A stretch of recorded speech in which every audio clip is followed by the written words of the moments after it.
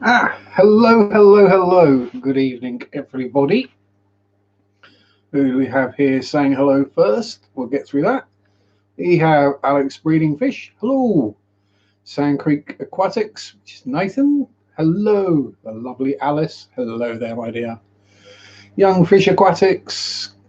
Kayla's Aquatics. Bob, how you doing? Not Nola Jane. Hello, my dear. Sandy. Hello. Punchy Paints. Hi, Pammy. Oh yeah, I always get wood anytime I think about you. Monoxky Tanks, hello, how are you? Moonstone, how are you? Um, yes, the only new thing I have got this week is a nice big piece of wood. So, what is it? It's Tropics Bogwood. Um, blah blah blah blah blah. Yeah, normal warnings. Clean the mud off first. Give it a quick scrub and a soak. Lob it in the tank and enjoy. Pretty much it, really. Um, Reason for that is the second lot of the baby plecos are going to be ready to move soon. So I want to have a nice big piece of wood in the grow out tub for them. Oh, pardon me, one. Because, as we all know, bristle noses like to have a big chunk of wood to nomma on. Yeah. Oh, you know I love you, Funk, really. But got to throw some shade at you, mate. If I was all nice and pleasant, people would get worried if I didn't throw the occasional bit of shade or take the piss, as it were. Yeah, people would be more worried if I didn't. But anyway, how you doing, bub? Um, yeah, so that's pretty much all the news from my fish room this week. So bye. No. Mark, how you doing, Mark Shrimp Tanks? Welcome to the stream, my friend. Um, yes, so that's it. Just wood for baby plecos. No more births, weddings, or deaths this week. Oh no! Don't worry, Bob. Mandy won't show up on purpose. She's awake. She's just not turning up to make the point that she always seems to fall asleep just as my live streams start. It's yeah. Fisherman Fever James. Hello. There's a Wesk on the spork.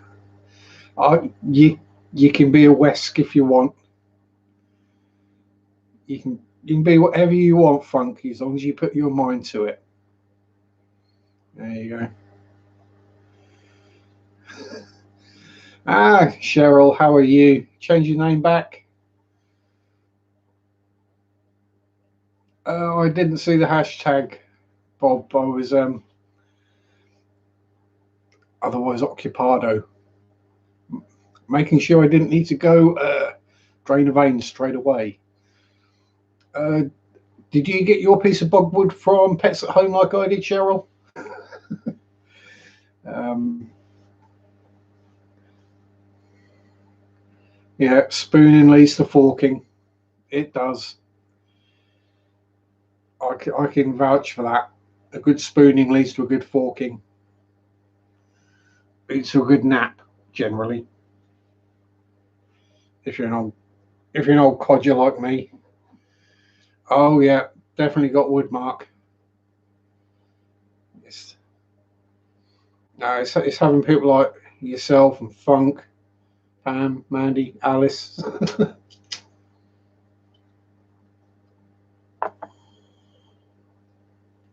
All the lovely members of the fish fam. Ah,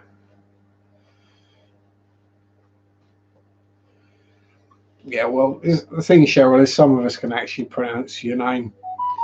Um, and my phone is going crazy again. It looks as if I'm in the tank. Help! I'm drowning! Yes. If I was in there, I'd be getting nibbled to death by guppies. Let's put it that way.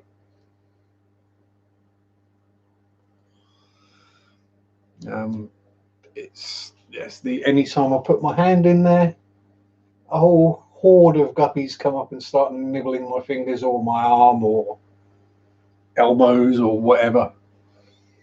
Oh, Bob, if I could figure out how to smoke underwater, that would just be spot on. I'd be a millionaire, I reckon. Ah, Sean, how the devil art thou?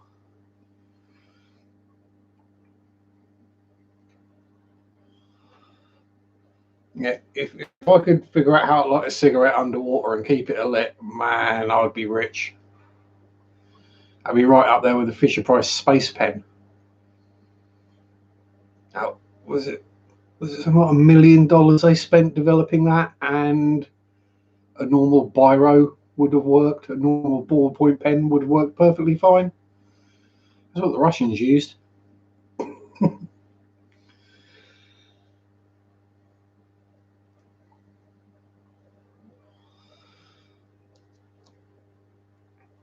Yes.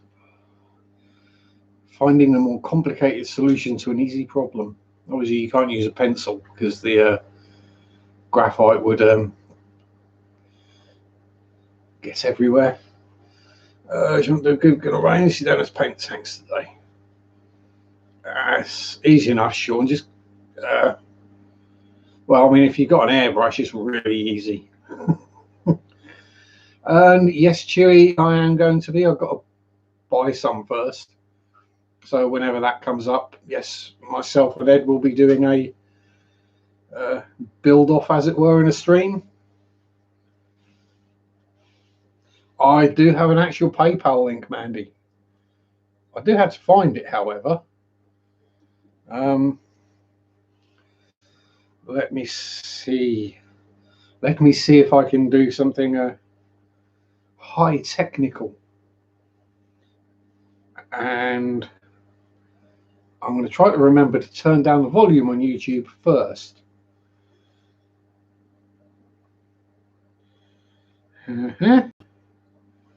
Excuse me while this makes a whole bunch of... Oh, there we go. I was at a quiet moment when I turned it on.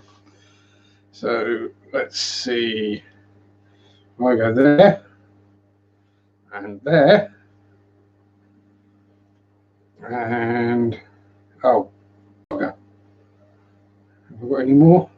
No. All right. Bear with me. I'll have to find my PayPal link if I can remember where it was. Uh-oh. Here is where I show my complete ineptitude for anything technological. We go to that one. And as we're near the start of the stream, as always, we'll get rid of the sticky top. And still not sponsored. Hang on. And yes, my tablet is probably older than... Come on, where's the sign in?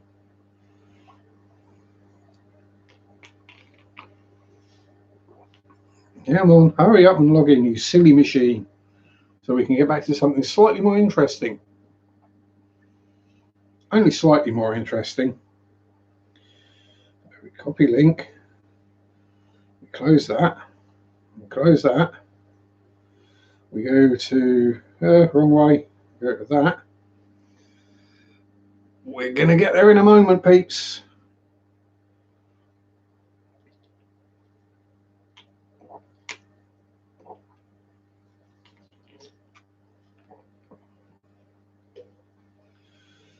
Oh, electric's easy, Chewy.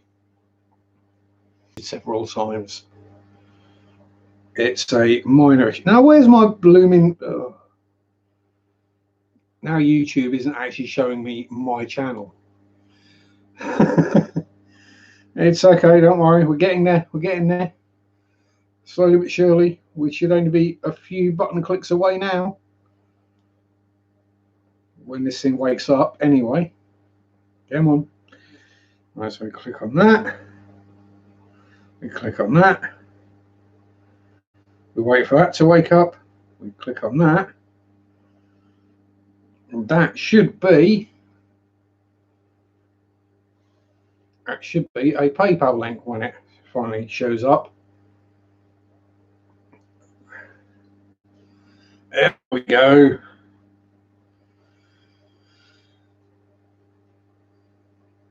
Sit you down at school at both electric standards. Yeah, it's the thing when you're on 110 or 240, the amps and the power ratings change. So, hey up, Dennis. How the devil are you? Big J, welcome aboard. Sorry, Dennis is tater salad or tater salad, if you. Yes. Pass. I don't know if there's something going squiffy.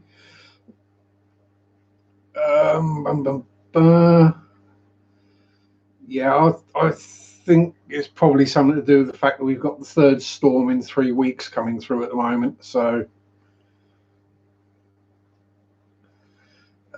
yes, typical UK weather.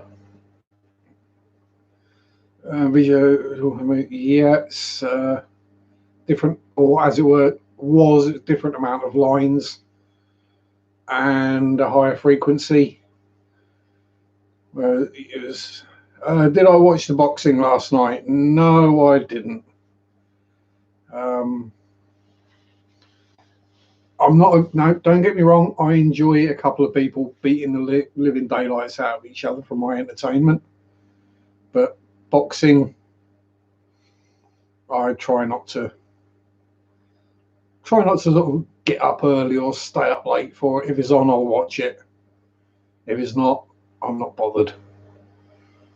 I'm more of a watch the best knockouts of the year or most brutal punches of the year video on YouTube. Because let's be honest, that's the best bit.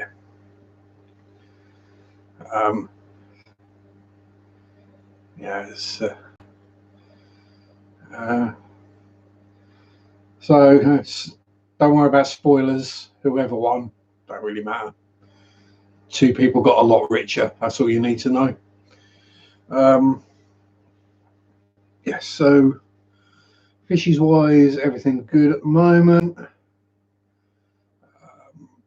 So the first batch of baby bristle noses, which are down there, growing rapidly, getting good and chunky. The other lot are now 3 and a bit weeks old, so probably in another week or two I'm going to have a third batch. I'm going to need to find a big wholesaler to get rid of some of these fish. I think I'll keep breeding them at this rate. Annihilate, I think I probably did see Annihilator at some point, Chewy, but it's all kind of a blur.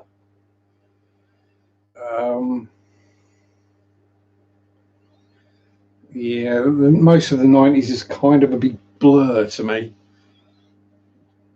It was a time of sex and drugs and rock and roll and alcohol. And more drugs and more alcohol. More rock and roll, more drugs, more alcohol.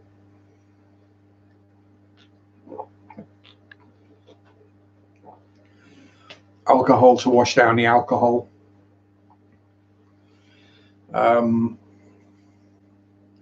Yeah, that's pretty much my 90s.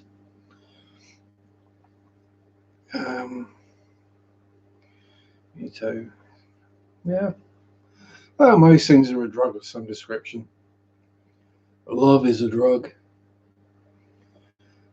93, 94 through till probably 2002, 2003. My memory is just not there. Pretty much. I'm not going to remember random stuff, but not like everything. It's and most of what I can remember is because people told me, "Oh, you remember when you did that?" Yeah, but now it's just models, fish, and energy drinks. Yeah, and cigarettes. You know, I don't want to be too healthy. Um, so I firmly believe that gyms should be outlawed. You shouldn't be going to the gym. You shouldn't have to pay to sweat. You should be paid to sweat. Oh, yeah, and listening to metal. Yeah. Plenty of Cradle of Filth this week, Dewey. Nah, no, gyms are not for me. I'd rather either do a few more hours. Yeah, says the guy who doesn't work at the moment. I'd rather either do a few more hours at work or get on the bike, go somewhere out in the countryside pretty nice, or go for a walk, get some fresh air and exercise, than I would be in a big room full of other people's sweat and stale body odor and farts. You know, just my way of thinking.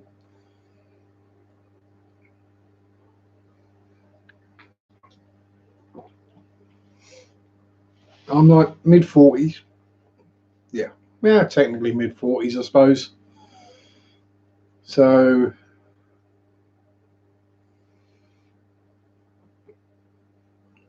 uh,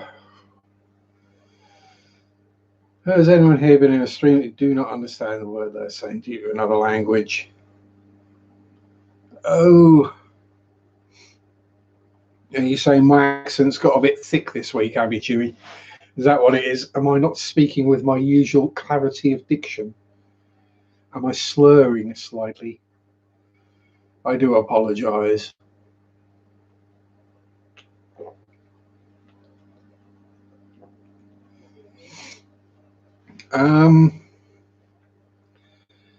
Couple of really deep, technical, deeply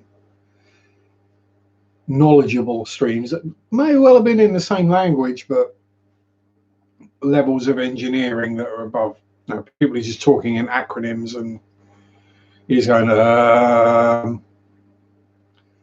So, how do I change a chip on a soldering iron? Thank you very much, Dee. Lovely to have you here, my dear.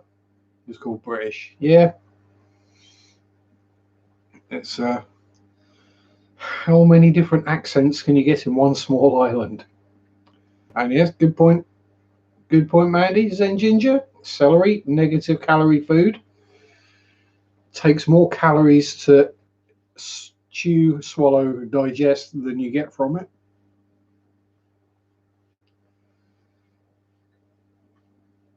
Yes. Yeah, I never paid into never paid to go to a brothel either. So, you know. Oh yeah, yeah, Russian streams. Yeah, they can get interesting when everything's in Cyrillic, and you just sat there going, "What the hell?" Yeah, it might as well be Egyptian or Masonic. Um, hate celery. It's like eating aftershave. Just do what I do, Mark. First of all, you dunk it in salt, and then you dunk it in full fat mayonnaise. That's the way. That's the way to go. Salt and mayonnaise. Uh, Welsh. I do actually understand a bit of Welsh. I lived there for a while, so don't get me to try and speak it though, because my Welsh accent is really bad.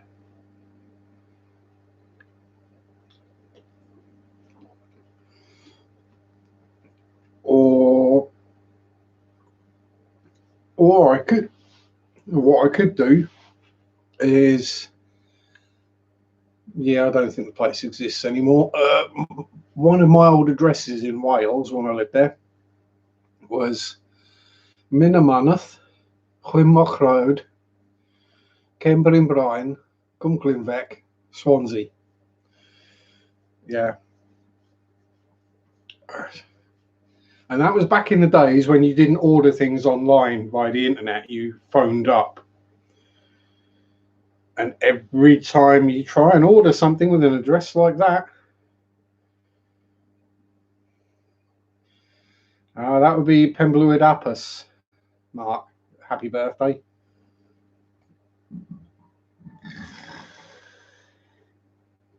Pardon me. Yeah, exactly, Gesundheit. Yeah. See you later, Dennis. Yeah, bacon is far superior. Right, Sandy needs some help. Oh, goldfish keeps putting his head up against the intake. Oh, my hop filter. Could just be having a rest. Have you got an intake sponge on the complete brain fart? Have you got an intake sponge on the filter, Sandy? So it could just be it's going up to it, getting sucked onto it on purpose for a rest.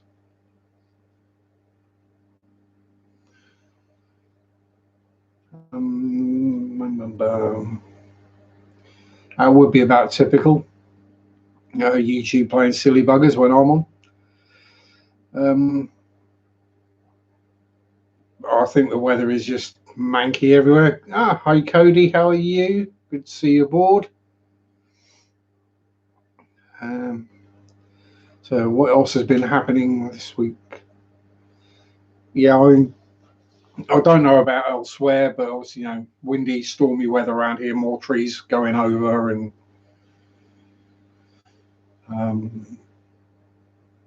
well, I mean, when I was coming back from Norwich on Friday on the bus, I was playing an interesting game of Count the New Fences. Basically, you see how many had blown down, and yeah, it was a lot.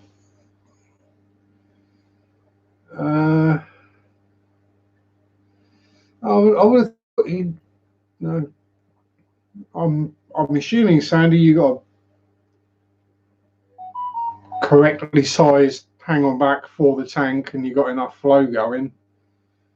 Could just be lazy and get sucked there, and kind of holds him in place. Might just enjoy it. But I was saying, if you've got an intake sponge on there, at least then you know he won't hurt himself on it.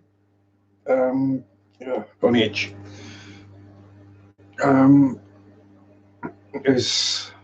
Now, I don't use hang on backs. I haven't got any tanks that we use a hang on back. Oh, thank you, Alice. But yeah, I would have said definitely put an intake sponge on there. And then if he does still go sucked up against it, at least you know he's not going to hurt himself. Also, it will suck food to it, and then they will nom nom nom nom graze on the food, much like shrimp do on sponge filters. My general one is if I can't see a shrimp, I look at the filter. Usually, then most of them are on the filter.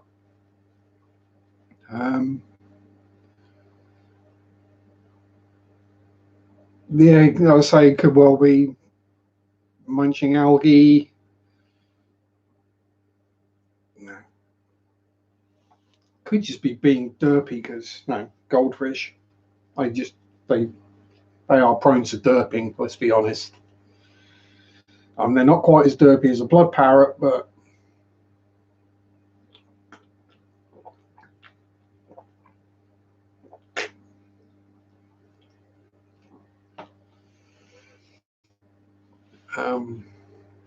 and I did say we might get a visit from someone special and white and fluffy.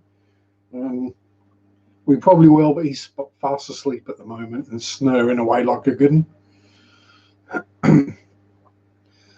Last CD I listened to this week was Cruelty and the Beast by Cradle of Filth, Chewy.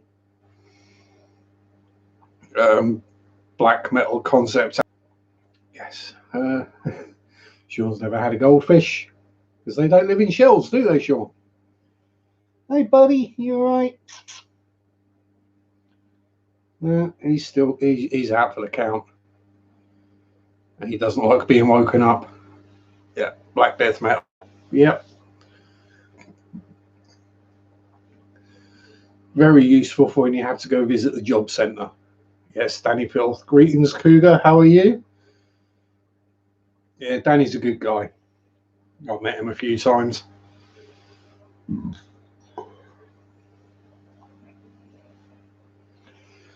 Yeah, let's see that.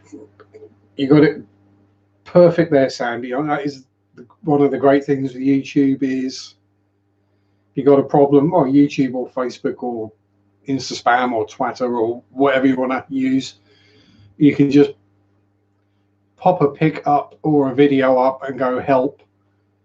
And having a video of what's happening, people can then understand what's happening. I'm good, Cougar. Can't complain too much. What was I? What else I think about the goldfish? Oh dear.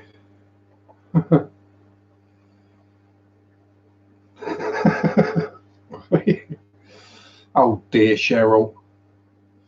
Hi, Nolly. How the devil are you?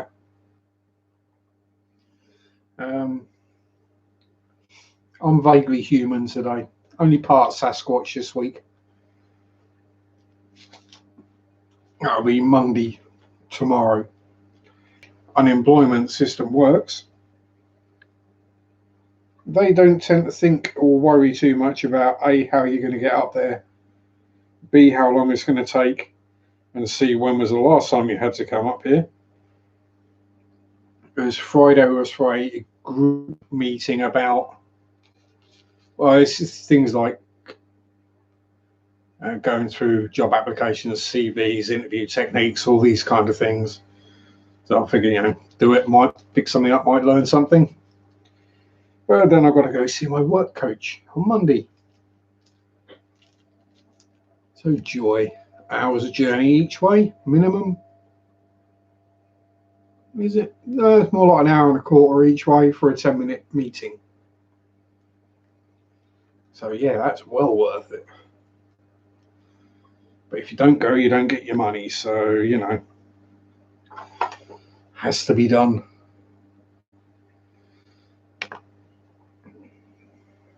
Nearly knocked out a Sasquatch. Oh, red caparanda. Yeah.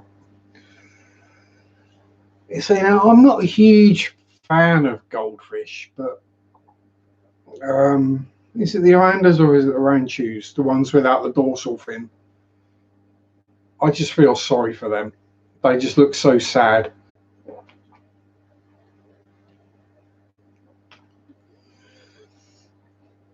It seems to me it's like, what can we do? We can give you big, long, flowy fins that look lovely, right? Which mean you can't swim all that well. And then we'll breed the dorsal fin away, so you've got no vertical stability either.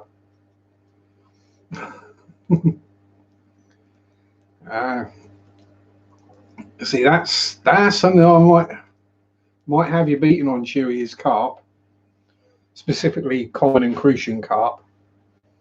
This Moonmaker, nothing special, it's just tobacco. So the cheapest tobacco they have in the local shop.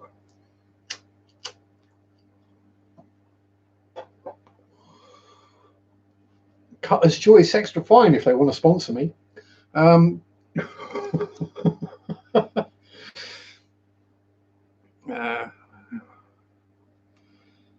Oh jeez.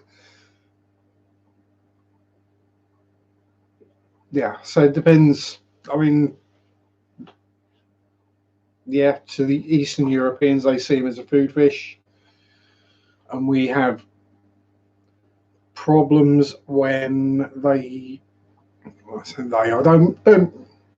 don't mean I sound it's all racist. There's nothing that to it.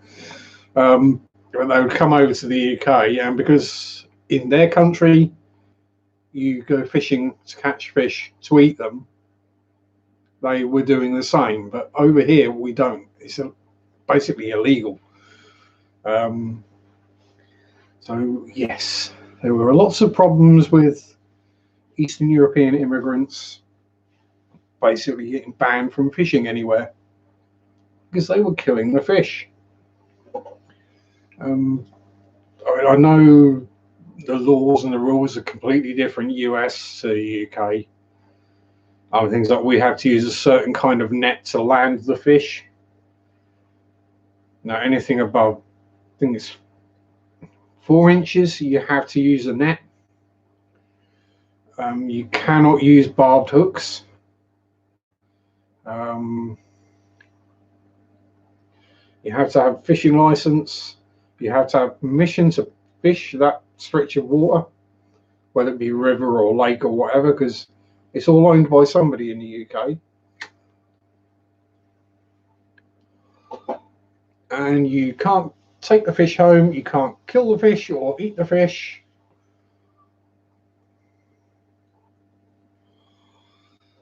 Salmon or sea fishing, but coarse fishing, it's all catch and release. Most places you're not even allowed to use a keep net, so you can get to the end of the day and go, wow, look what I caught.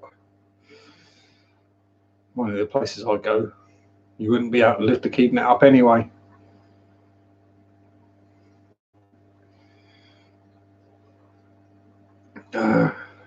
Yeah, ferrets are cool. But yeah, when James uses big words and attempts to conceal his accent. Yeah, I tend not to notice. I mean, I notice the different accents from the States, obviously. I can't go, oh, that's Minnesota, that's Missouri, that's Indianapolis, like that. Like I could for England, I can go, Geordie, Mackham, Scouser, Essex boy, Scum, Tractor boy, Brummie. Just by hearing, I can kind of go northern and then the southern states because there's that kind of southern drawl that comes in. But I do understand them all pretty much. Whereas some of the British and English accents are really thick and really hard to understand. Oh, someone's just woken up.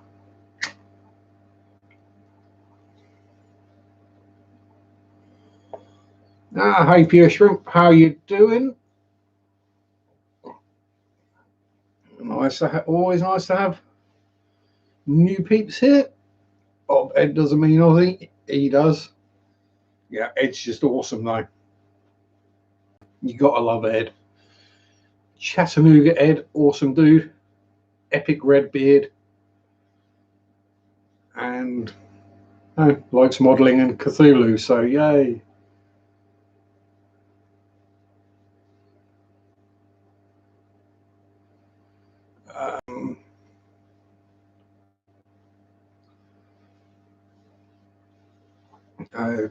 Boyfriend, I'm not surprised. Ex-boyfriend there, Cheryl. I've never eaten carp. It's not particularly nice. You kind of have to catch it and then keep it in clean water, like an aquarium, for a couple of weeks to clean it out because they eat all the muck off the bottom of the lake and they taste like mud otherwise. But yeah, they do sometimes turn up in UK supermarkets. I've seen them in Morrison's and Aldi, mirror carp or common carp. Yeah, they're not exactly popular. Yeah, I'm not up to much. Pure Shrimp, just chilling Sunday evening. You know how it is. Yeah, exactly. It tastes exactly as you thought it would. Bottom of a sludgy pond. That's what they eat. I'm going to probably. No, sorry if I missed you, Stuart Bremner. Good evening, sir. Yeah, I mean, carp fishermen like to make carp fishing out to be hard. It's not. It's not. Yes, there is one Boesmani rainbow in there, which is known as plague bringer. And there are two forktails in there, the Pseudomugil furcatus. Furcatus meaning forktail. Yes, and I call it plague bringer because I bought 4 Boesmani, 3 of which died from bringing in columnaris and pretty much wiped out the entire tank. By the end, I had Dave the pleco, or bristlenose, she's still in there. Albert the Epistrophama cacatoides orange flash, and a couple of plays. That was all that was left. Oh, hey there, little buddy. Come on. Come here, little dude. Oh, is everyone ready for a surprise special guest? Yay. Hey, old Zach. Hey, you going to say hello to everyone? I'm sure Alice and the other girlies will fall in love with you. Your big, soft, fluffy belly. Hey? Yeah. Hey, belly rub. Oh. There go the claws in my knees. Oh. He's very, very fluffy. He's my little fluff monster. Ain't you, hey? Hey. You're famous now, Zach. Oh, time to go down. There we go. And I think the reason he's just woken up is he wants to go out. You'll go out, buddy. What do we say? You say thank you? Good boy. Go on then. There you go.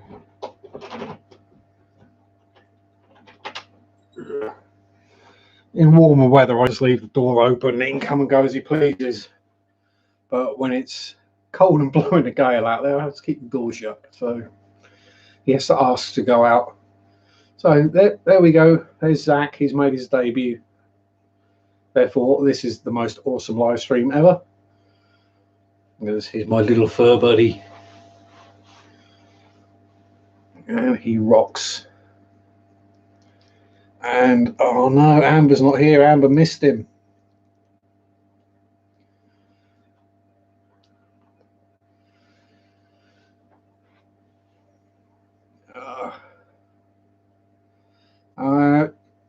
Zach was, well, he's kind of semi-feral.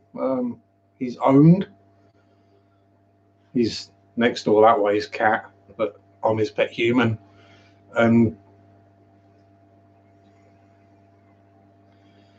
he's things that live in my garden are perfectly safe. Things like pigeons and doves are food. Mice are food. But any birds that nest in does. Everything else he just looks after. I mean, any strange cat comes into the garden, it gets savaged, which is the problem. Was it Thursday morning or Friday morning? I can't remember. Might even have been Saturday morning when he had a bit of a scrap and came in. And because he's so white, when he has a scrap and he gets covered in blood, it really shows badly.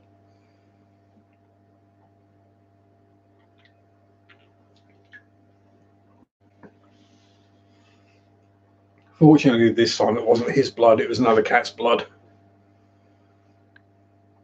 Yeah, I'm sure someone will be able to help you out there, Sandy. Someone will be able to point you in the right direction of what would need to be done. I'm putting my money on it just being a bit derpy.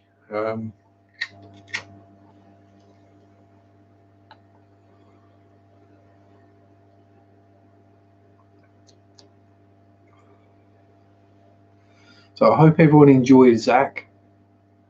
And anyone who missed him, tough, he's out now. Probably have to wait till maybe later in the year when it's sunnier and he's in and out a bit more. He's not the most. He doesn't like photos. He doesn't like cameras. So getting video of him is not impossible. He would just turn his back and walk away the second you point a camera at him, usually.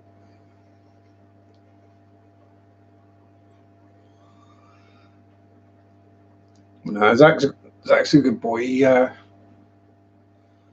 He holds it until he really needs to go out. And there's the meow, I would like to go out, and then there's a meow, I need to go out. If you don't let me out now, human, I'm going to pee on the floor, or poop on the floor, or vomit on the floor. And you hear that one, you know you have to open the door quick. But no, he's a good boy. Got strange tastes in food, but he's a good boy.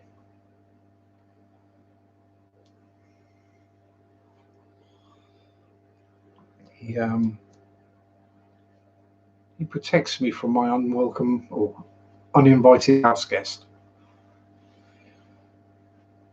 I say protect. He gets scared by it and then comes for a cuddle afterwards. Yeah, Zach's pretty much the same. Alex, he prefers being outside.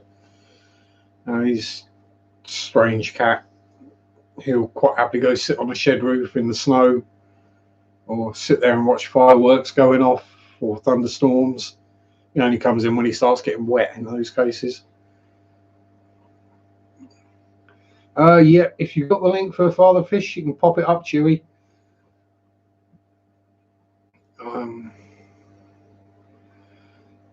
Yeah.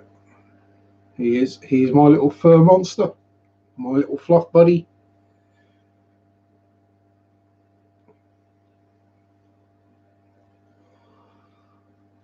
And I have to be careful not to give him stuffing if I'm expecting to have a nap with him later. Yeah, he's just been asleep for the best part of 2 hours, so, you know.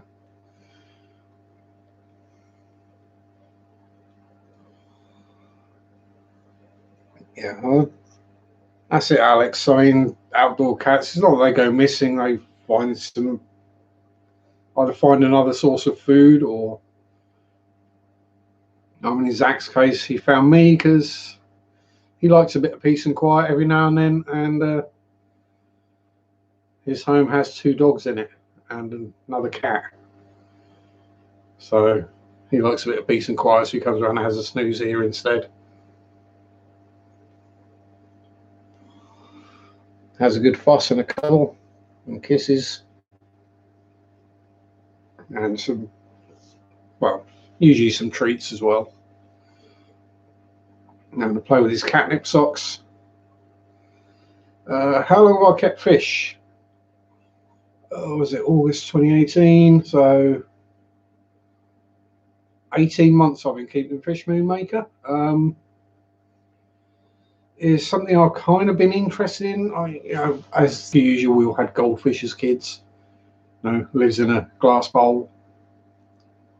Water goes green. You change the water. Just tip it down the sink, and fill it up with fresh out the tap. Put the goldfish back in. But it kind of has.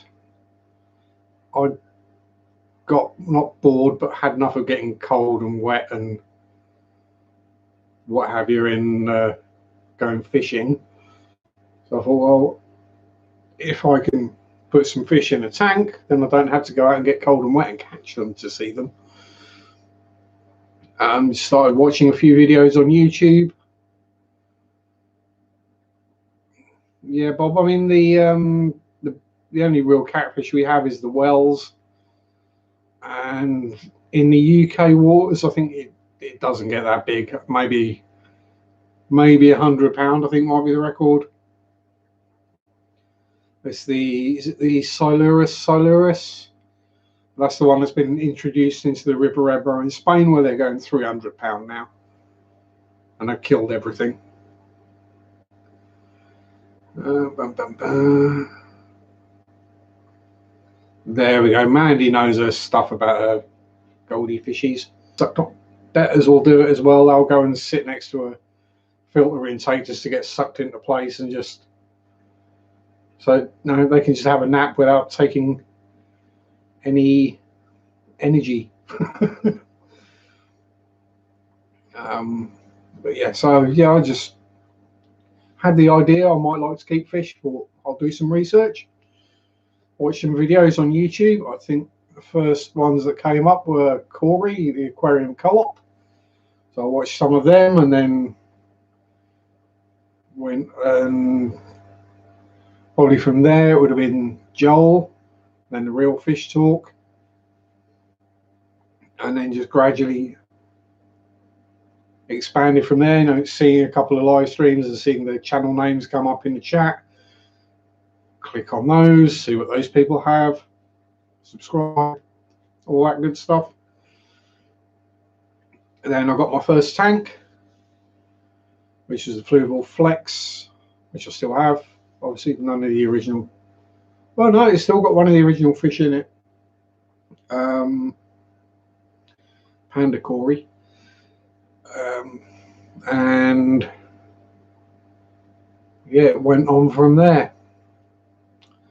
And now, less than 2 years later, I've got 7 display tanks and two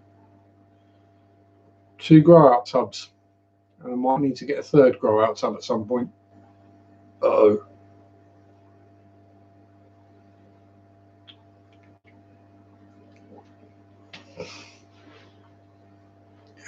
Yeah.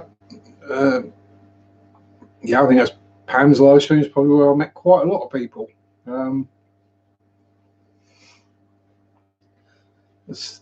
What I love about the Fish Fam is you can turn up, and as long as you don't act like a douche,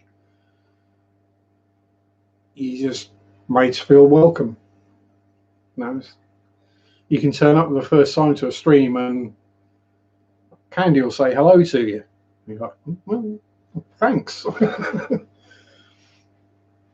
You can leave a comment on a big fish. You know, we hate the whole big channel, small channel, blah blah blah. It's, you know, there are some absolutely massive channels out there, not fish keeping, or yeah, some are, but you know, there's some absolute massive channels, and you watch it and you go, really? How has this video got 3 million views? And there are others like our very own Mandy, Zen Ginger, who's got possibly the best video out there on glowfish, and has got a far lower quantity of subscribers and views for what to me is a very, very good informational video. And you got some weirdo like me in the middle who just rambles away, points a camera at something and just starts waffling. So yes, Bob, Southerners often have trouble understanding Northerners that speak quickly. That's a problem here too.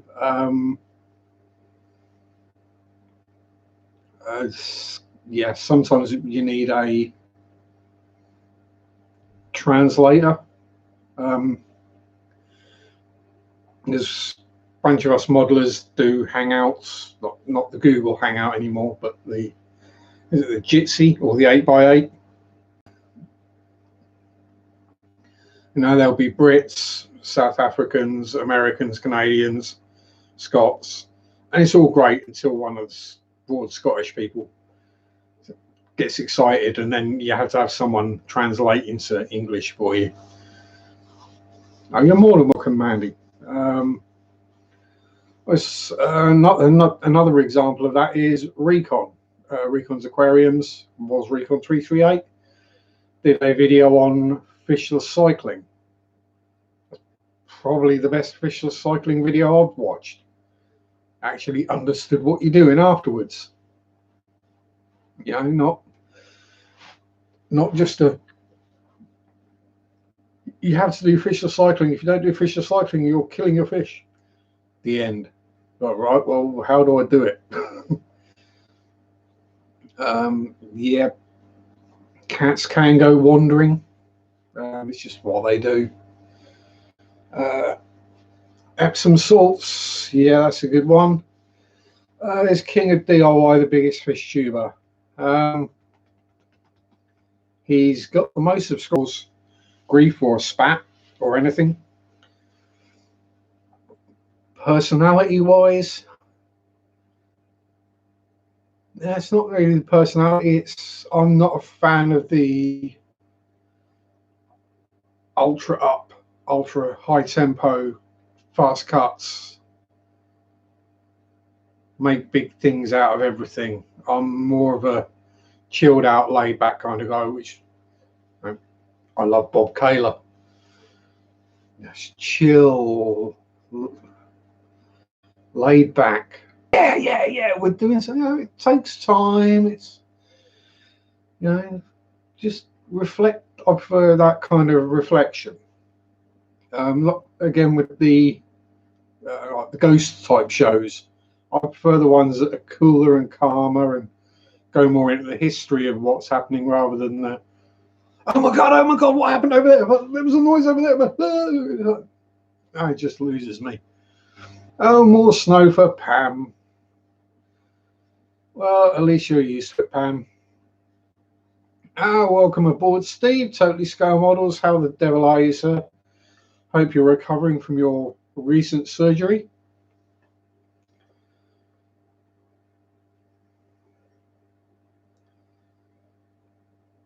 Yeah. So, Epsom salt and garlic. Yep, well. Oh, fucking reach. There's my tub of Epsom salts.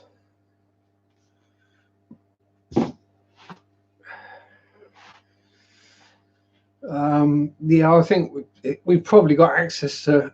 It's done that bloody. Come on, refocus.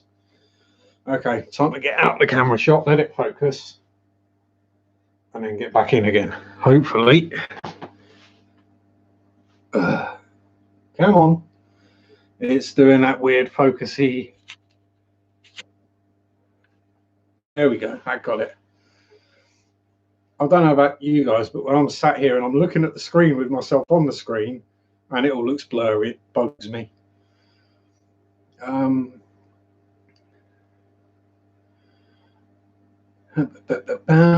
Best luck with goldies and aquarium salt. Yeah, I've got Epsom salt, aquarium salt, Pimafix, Melafix, Isha, some King Britain Finrot stuff. And it's all pretty much natural remedies rather than an actual medicine, as it were. Oh, there we go. Father Fish is now alive. Yeah, that's about as high tech as I get, Moonmaker.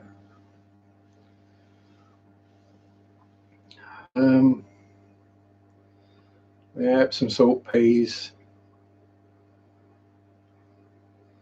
Hoping that's just because the phone lines are down, Pam. Bit too much wind and snow on them and pull them down.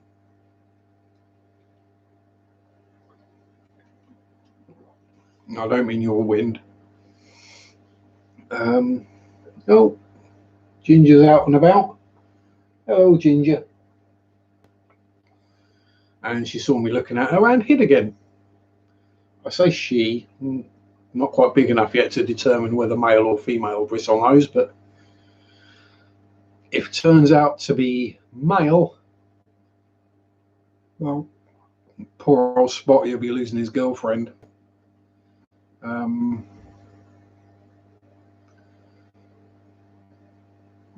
I'd say it's Spotty and Bertie that are breeding.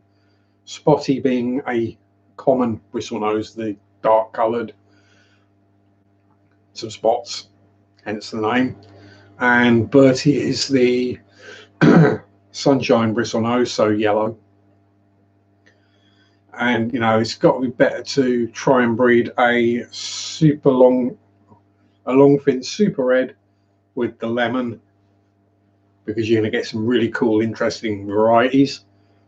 Whereas I found breeding Bertie and Spotty, they pretty much always come out black. A couple are going lighter now in this tank now. They're a couple of months old.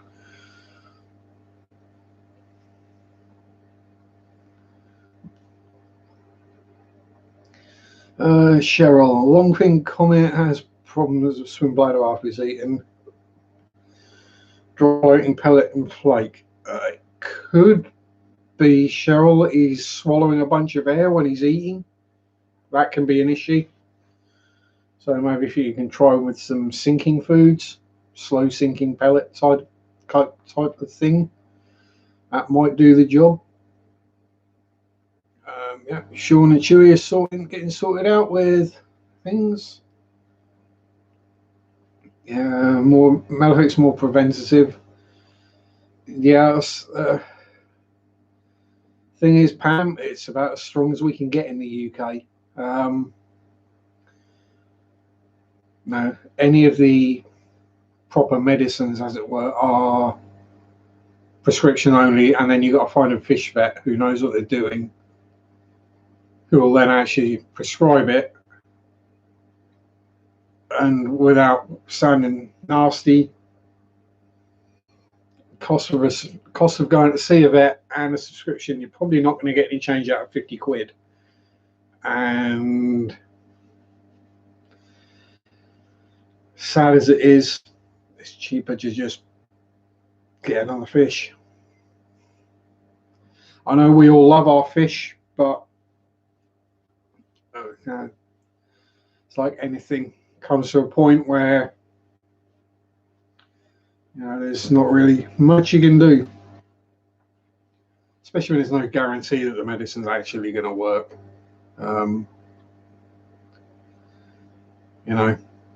By the time you've got an appointment to see the vet, it could well be too late anyway.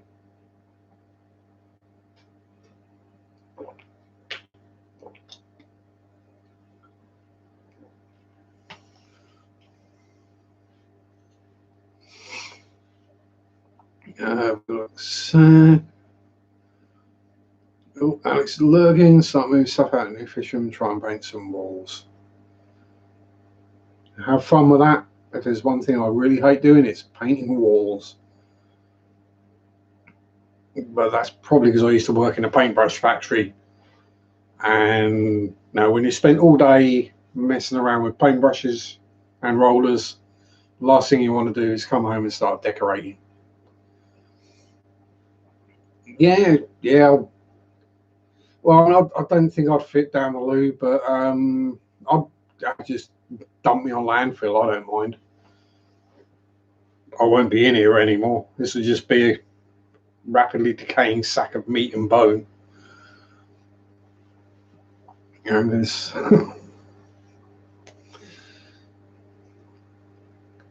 what little spark there is left in here will be gone. It'll just be a meat puppet by then. Oh, that's a bit dark, isn't it, really?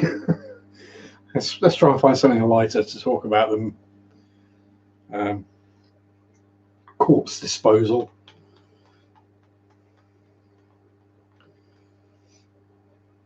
Yeah, guppy grass and duckweed. Yeah, you'll be munching away on that. I think some of the problems that we do have with fish can be caused by.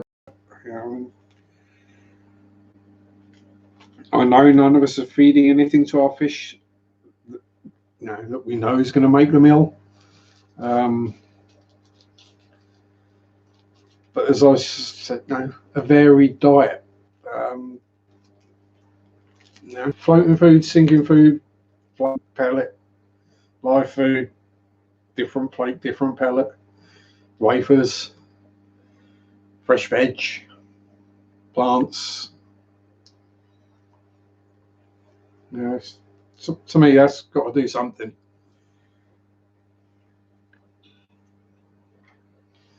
Worked in a ketchup factory, still like ketchup. Yeah, ketchup is ketchup. You gotta like ketchup. Oh no, don't put your feet there, Sharp. Ugh. I worked in a chicken factory though, and I don't eat chicken anymore. I was watching Ginger play silly buggers chewing on algae.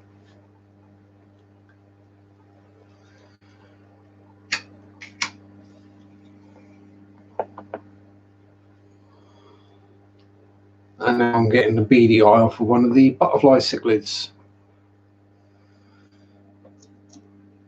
Need a job rolling blunts. Yeah, I'm kind of quite experienced at rolling ciggies. Been smoking roll-ups for probably about 20 years now, so you know, comes easy. Don't even have to look really anymore. How the hours come along? Last time I looked, I think it was about just under 400 left, James. The problem with my channel, getting the hours up, is that I've had the channel for several years now, and there's a bunch of old videos, and so there's like a steady amount of view time. So yeah, that goes up a bit, but then the old videos disappear off the count back, so it's only going up very slowly. But yeah, it'll get there. I appreciate all the help, James. And anyone who shouts me out in their streams, thank you very much. And as I say, I'll give shout outs back to Fisher and Fever, James, he of the beard and the accent. Great content, great streams, cool dude. Tune in, have fun. And generally also on at a time that I can actually wake up for, which is quite a rarity.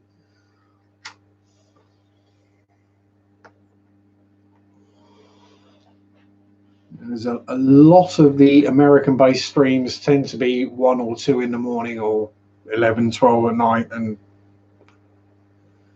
no, I need to sleep.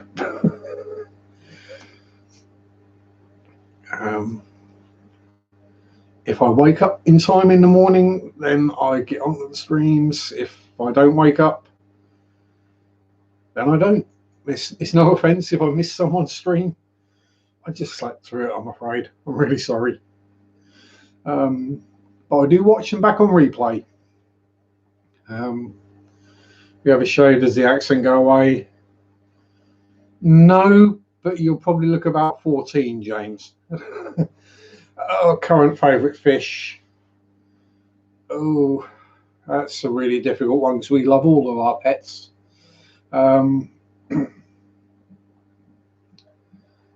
But as far as interaction and fun and character, it's probably Norman the better.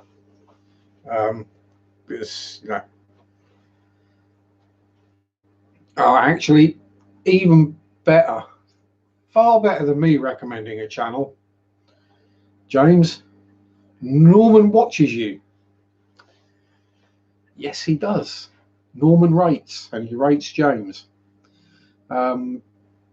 He does. He sits there and watches YouTube with me. If it's something he doesn't like, he turns around and flares at me, and then goes and has a sulk.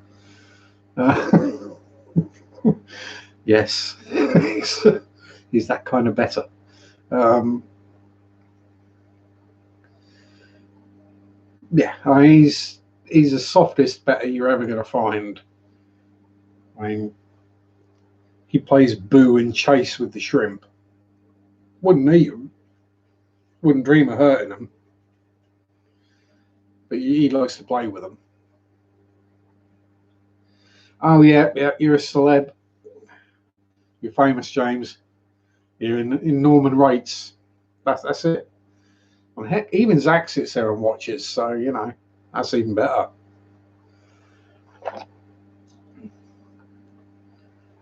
Zach won't even watch me. He said, I did it the other day when I was doing a video, and I don't do the whole editing thing, but I do just give it a quick playback on the computer just to check that it's, you know, roughly in focus. I've not completely made an idiot of myself by getting something massively wrong, that kind of thing.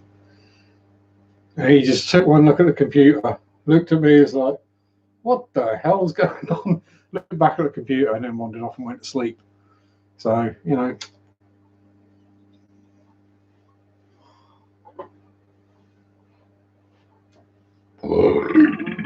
Oh, pardon me. But yeah. Now, let's say favourite fish. I mean, we all know that the best fish are baby fish. And the only way you can get better than that is surprise baby fish. Where you wake up in the morning and go, where the hell did they come from?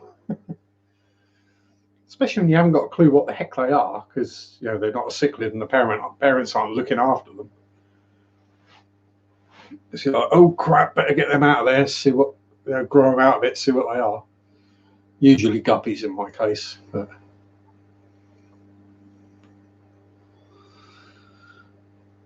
telling the difference between fish fry can be tricky when you don't know what you're doing and your eyesight is as wonky as mine is. Yes, these bags under my eyes are real, that's not makeup. And is yes, the random fry I found the other week.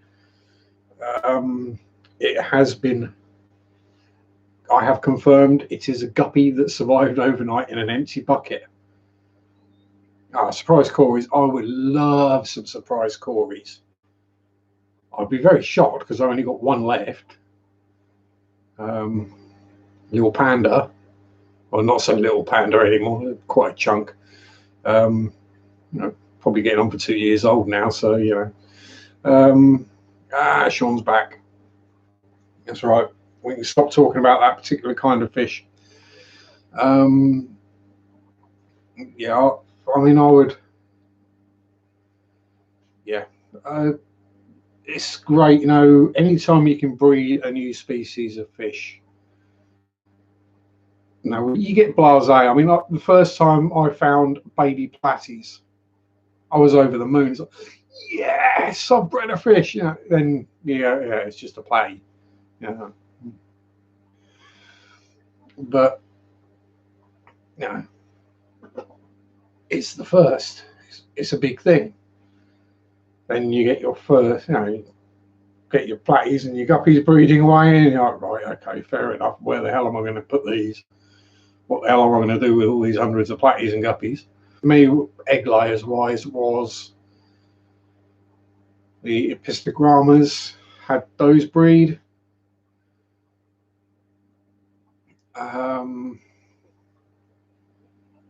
Then it was the cribs. Was it pistos and then the cribs? I think so. And getting the bristle noses to breed, that was very unexpected. They were surprise babies, big time. First batch was, I didn't have anything set up to deal with them, didn't have anything ready. And I just happened to wander past the tank and saw some eggs sitting on the bottom of the tank. I was like, are they fish eggs? I think they are. Where the hell? What the heck's laid eggs in there then? But we head down to have a look.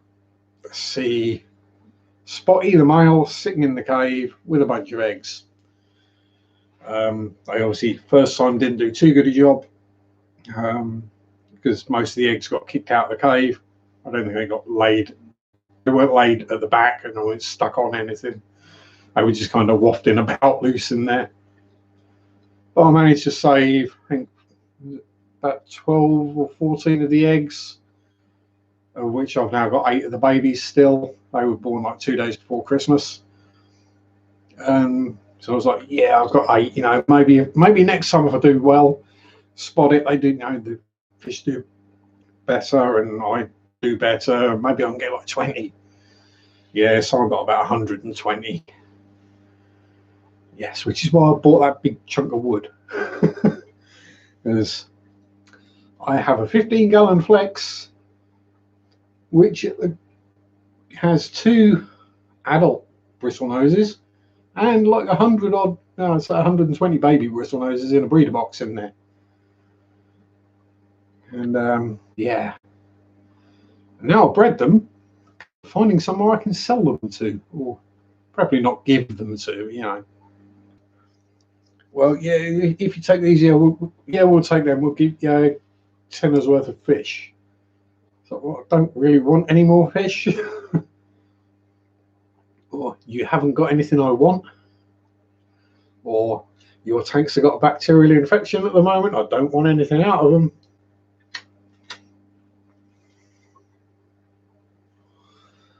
At this point, I would probably just be, yeah, I've got the big tub of Sarah wood chip algae wafers, and there's only about a quarter of a tub left in there now. I did think that was going to last me for years. But I say the bigger babies down there are going through 8 or 9 algae wafers a day. Some of the babies in there, but by the time those babies get to that size, oh boy, I'm basically going to be chopping a courgette or zucchini in half lengthways and just throwing that in there every day.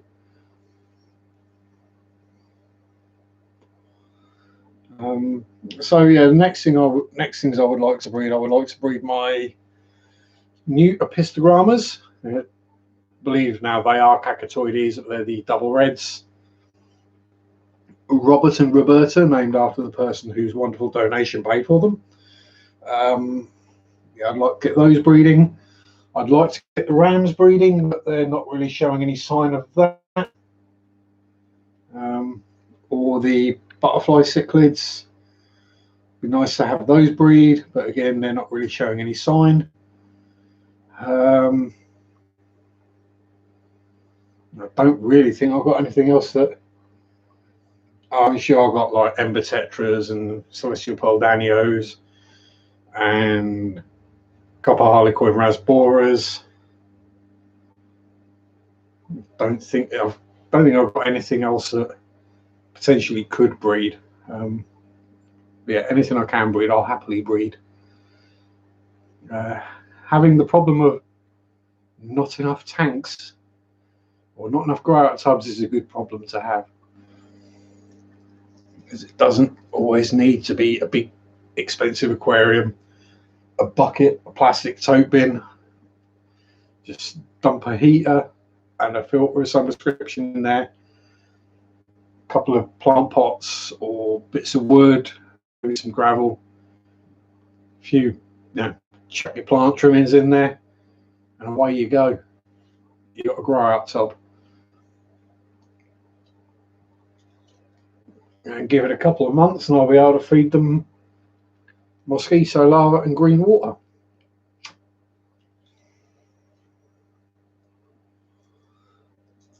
Yeah, Moonmaker, my summer tubbing, it does involve breeding mosquito larvae and green water. Unless you qualify a pond as a summer tub, which is not really because it's out there year round, in which case I'll be breeding common frogs and possibly comic goldfish. Have I tried the Xylivore Rapashi? I've not tried Rapashi at all, Mandy. It's kind of harder to get hold of over here and rather expensive.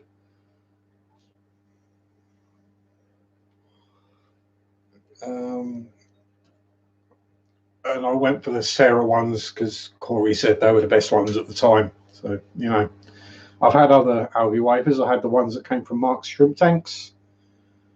And I had some, I think, were they Tetra? Or were they Maidenhead own ones? Aqua Care from Maidenhead Aquatics. Premium Spirulina formula. Yeah, that was my first ones when I just had one bristle nose. Now I've got 121. Yeah, about 140 of them now. So it's going to take a while to get. Yeah, they're going through food more rapidly. Let's put it that way. But yeah, so for the summer tub, I'll say Tub wise, it is literally just one of the garden trugs that I let fill with rainwater, let go green, and then just I'll be able to collect the green water to feed small fry with the infusoria, and I'll have the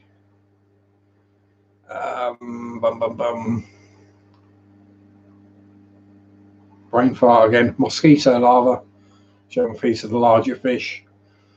Got the brine shrimp hatchery as well, which is ready to go when I need to. So yeah, that's pretty much all I'll be breeding outside. Well, yeah, the comets might do, the frogs will. Whether the comets will eat all the tadpoles or the frog spawn, I don't know. There's what else will be in there? All sorts, all the kind of stuff that just randomly turns up in a pond when you don't expect it, like random fish that you have no idea how they got in there.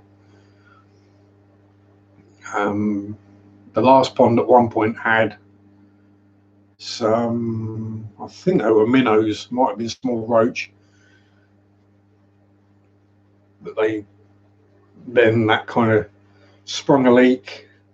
The water lily got too big, so the water was nowhere near as deep as I thought it was, and it probably froze solid a couple of times. So, yeah, what was in there wasn't anymore. And yep, as Bob says, as we all know, Ed is actually a celebrity. Yeah, Ed rocks. First, Ed or Sean Pectec,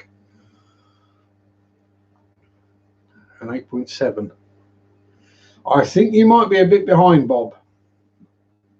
It's probably going to take a few minutes for that to catch up.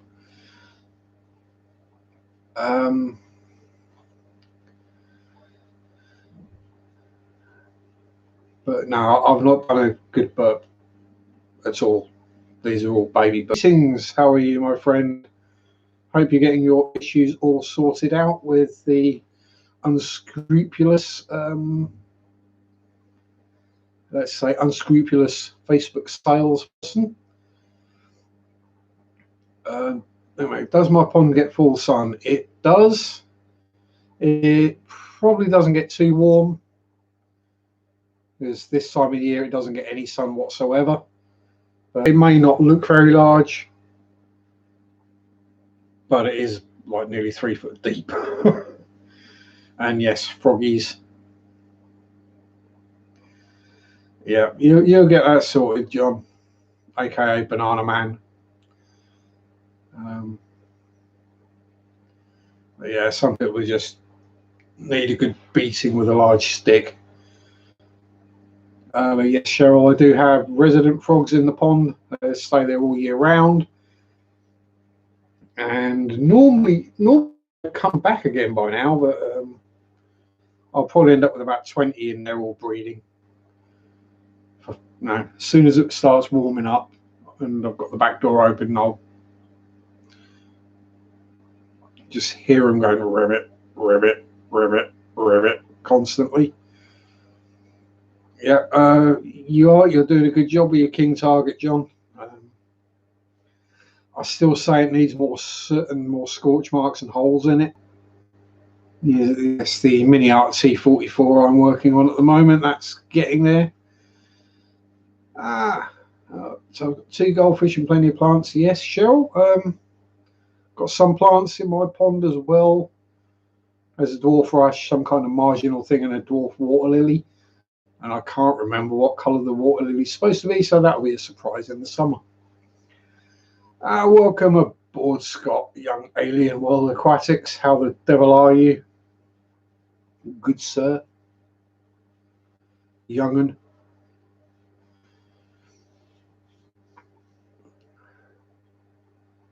Yes. What's the thing? Yeah, I have got t-shirts older than you, Scott. I'm not wearing one of them right now. I mean, I know it looks like I am, but that's just because it's cheap.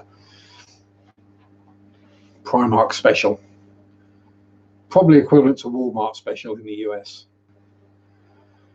Yeah. As I say, was it 150-gallon pond with 4 comets in it, and then whatever happens to go in there naturally. 150, something like that. It's, to me, quite a sizable pond anyway. I had to dig it out by hand, and it's basically builder's rubble once you get past the topsoil out there. Builder's rubble, then down onto clay, so, you know, didn't really want to be digging a massive hole if I could help it. Yeah, never a particularly enjoyable experience digging a big hole. It wasn't particularly fun pulling the old liner out, resorting the hole and putting the new liner in this last summer. Because obviously it decided it was I'm gonna leak now, just at the hottest point of the year. August bank holiday, and I'm out there digging a pond and changing liners and yes. So as we come towards the last half hour, as it were, is there anything in particular anyone else would like to talk about? As we have the alien guru here, perhaps he has something alien-esque to talk about or ask about.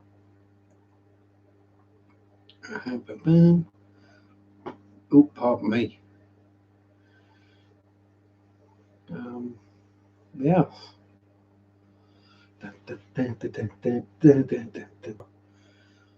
Covered in beautiful green tree frogs. Yeah, it's amazing how quickly nature can take back over. Yeah, it's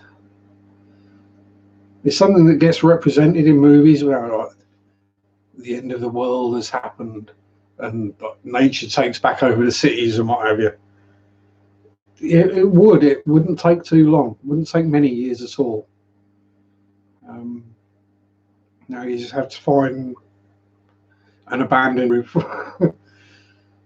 All sorts of wildlife running around there. You think, well, how the hell did that get here? Nature finds a way, normally despite us. In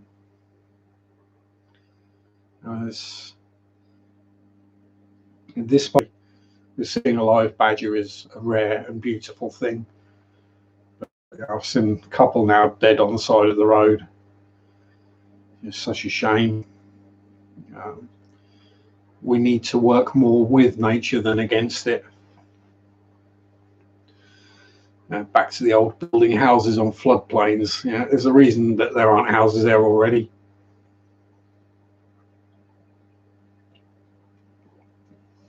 There's a reason nobody's keeping animals or growing crops there. It's because it's going to get mullered. Have I watched the latest video from David Paulides? I've not. Is that a 50-odd minute one, Scott? I was gonna. Well, it's on my to watch list. I'll probably watch it. If not tomorrow, then possibly Tuesday.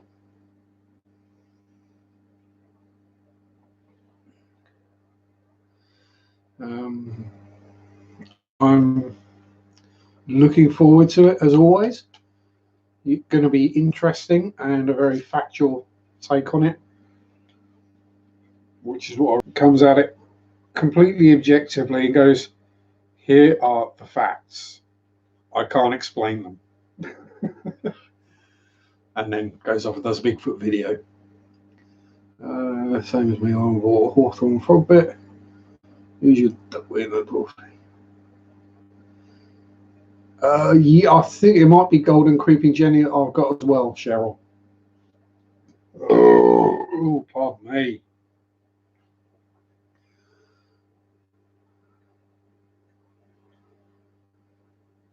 Yeah, this is it. We'll build a dam and then go, oh, hang on.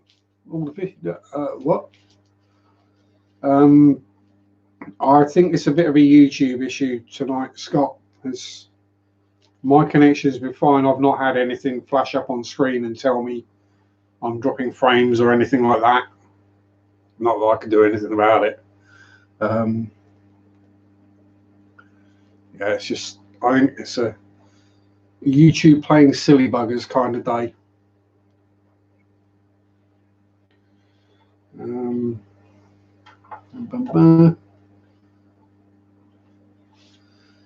Yeah, Andy's here for me and slept through Scots yesterday.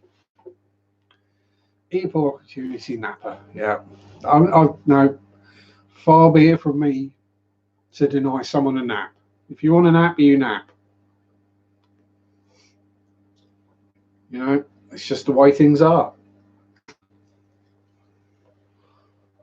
Oh, and I completely understand, especially if you've had American football on, that you're going to want to fall asleep.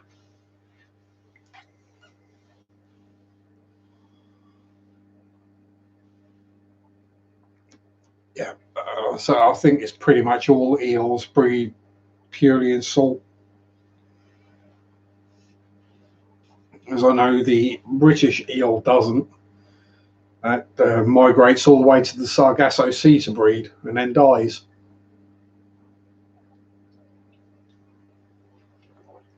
Although some do get landlocked and get stuck, or just for some reason choose not to, and they're the ones that get big.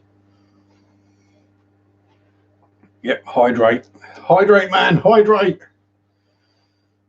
Don't worry, when I run out of that.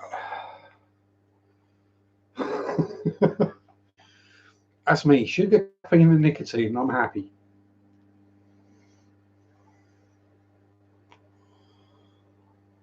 Yeah, that's it. Sure, I think it's probably the same basic species. Would be Anguilla anguilla.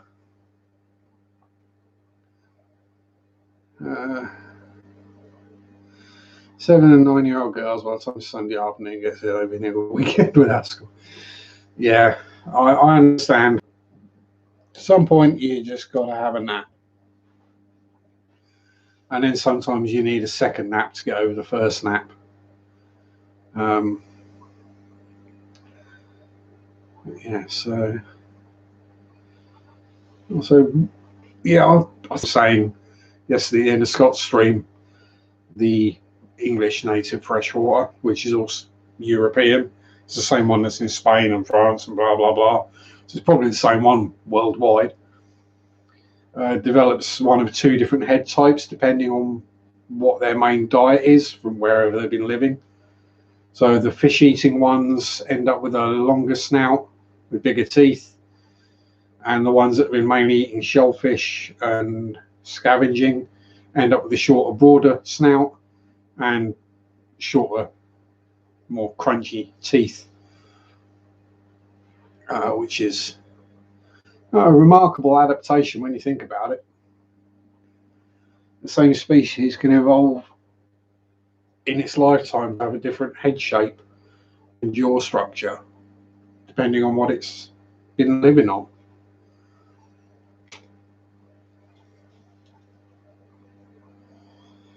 I would explain why some of them are really easy to catch and some of them are real hard to catch. But it's generally, eels are seen as one of those fish that you really don't want to catch, especially smaller ones, because they just tie themselves in the knots all around your line and an absolute nightmare to unhook. I could see the same way that dogs eat mollusks. Yep.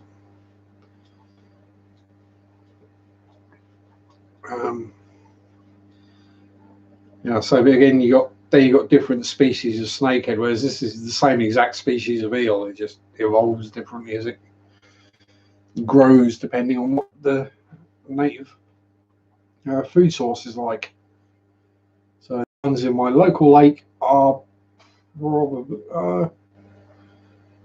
the fish-eating head variety, whereas the ones that I'd seen in a local river are the snail and shellfish and dead stuff eating variety.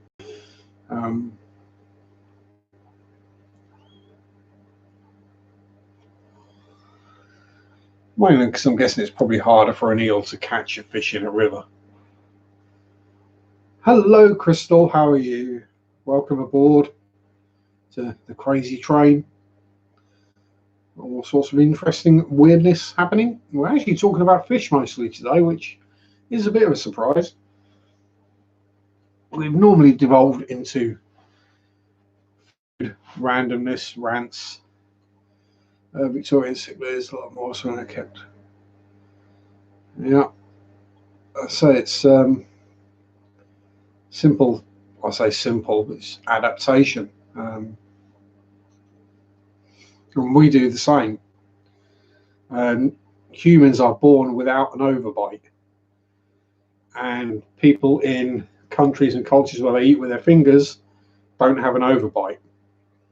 The overbite is caused by us using silverware, forks, spoons, sporks, funks to eat our food. That's what causes us to have an overbite.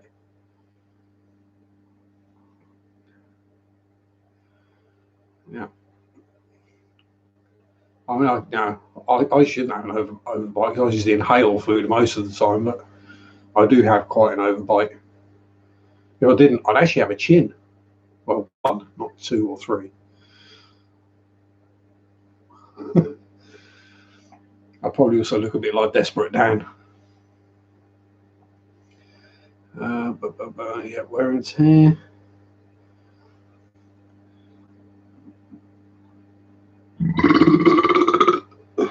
Pardon me. One of these days I'll let a full force burp out. It'll catch you by surprise. Yeah, that was a slowed and quietened down one, Mandy. I need to burp, so I burp, but I try to keep them quieter, less offensive. Let's put it that way. I mean, you wouldn't want full force Sharpie belch.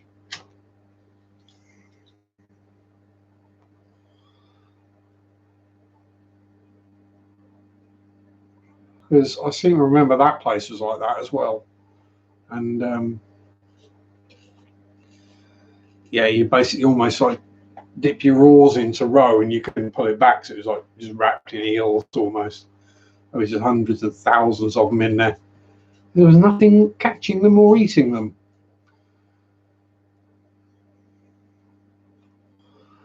Because the seagulls weren't doing it, because they were just nicking everyone's chips and ice cream. It's a lot easier than trying to catch a live eel.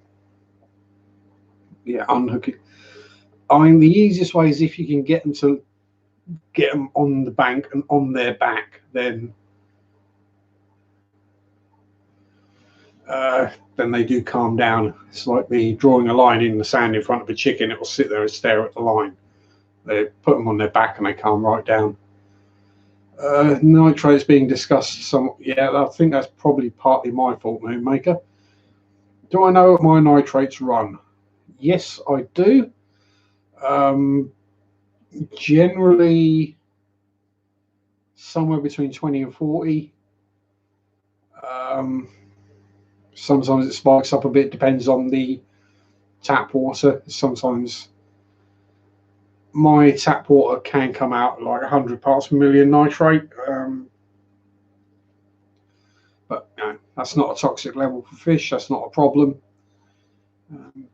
And as you can see, all my tanks are planted, so the plants soon take care of the excess. To me, a lot is said about nitrates. A lot of people worry about them when they're not. But yeah, and the whole thing with the full cycle, where you have so many kilos of media to get the anaerobic bacteria to reduce the nitrates down. I'm not buying it. Don't get me wrong, it can be done, it can work. 95%, 99% of fish tanks, it's never going to happen, purely because of the filtration methods. Just do your water changes and it won't be a problem. Oh, Scott is savaged by mosquitoes. Yep, must achieve revenge. Yes, I'm using the API. I've also used the Tetra strips. tends to come out roughly the same. But was it Ben who was saying it? Ben Ochart. Really, people make a lot of deal about whether the nitrate test is accurate or inaccurate or what. But if your tank's healthy and doing well, right? That tank's healthy and doing well. So whatever the nitrate test comes out at it's just a number. Let's say it comes out at 40. Or if I notice something's changed, like the fish aren't doing so well, or plants are dying, or something's happening, or the water's getting cloudy and horrible, and I then do a nitrate test, and the number is considerably higher than it normally reads, or considerably lower. Doesn't matter what the overall number is, it shows me there's a problem there. Things like ammonia and nitrite and pH, you do want to know exactly what the numbers are. Ideally 0 and 0 for the ammonia and the nitrite, and whatever it happens to be for the pH. Whereas nitrates is more, it's gone up, I'll do a water change and reduce it.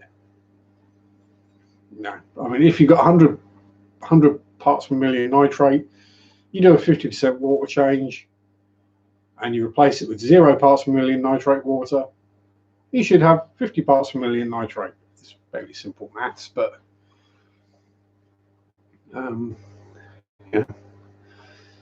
to me, it's not a massive deal if they get a bit higher.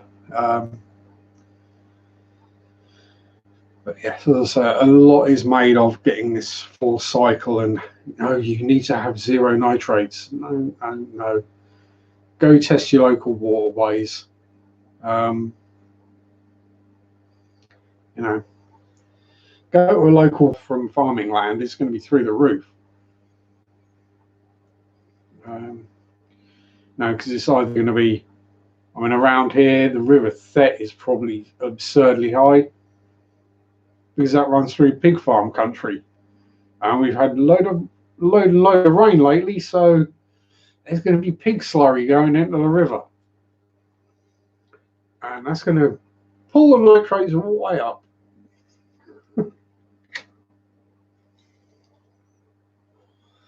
Does it suddenly mean all the fish are going to die? No. Doesn't mean there might be a massive algae bloom. Yeah, possibly, but someone will eat that. Or the pond plants will just grow much larger.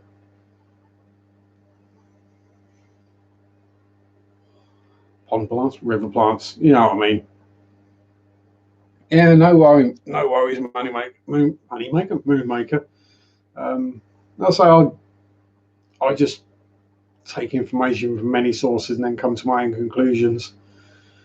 For right or for wrong, I'm not saying I'm right, this is the way to do it. But to me, people worry about nitrates way more than they should. It's the same as people worrying about finding some tiny microorganism in their tank and thinking it's a bad sign. To me, it's a good sign. It's a sign of a healthy ecosystem. You look to the wild for inspiration, and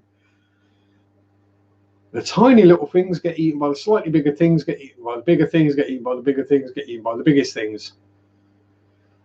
So you want all those layers in there of life, rather than just the here is my big fish. Nothing else lives in the tank at all. No, I'm not knocking anyone who does that. Nothing wrong with bare bottom aquariums, just a filter in there. But I like something that looks kind of semi-natural. Plants, real stuff. Yeah, we're getting towards that filtration debate again, Sean.